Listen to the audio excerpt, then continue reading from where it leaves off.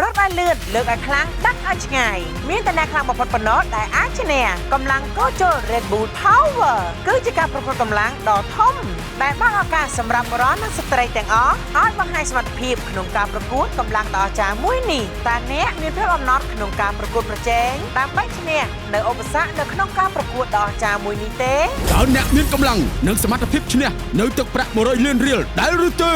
ការជ្រើសរើសបេក្ខជនចាប់ផ្ដើមហើយចូលរួមបង្ហាញសមត្ថភាពរបស់អ្នកទីតាំងដាក់ពាក្យនៅតាមរាជធានីនិងខេត្តដូចខាងក្រោមភ្នំពេញផ្សារទំនើប K-Mall ស្ទឹងមានជ័យថ្ងៃទី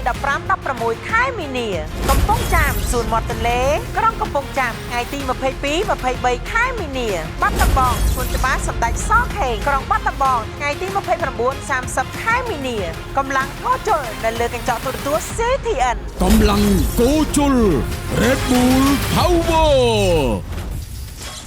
ខ្ញុំគឺវិធីកម្លាំងខ្លាំងដូចកោជល TCP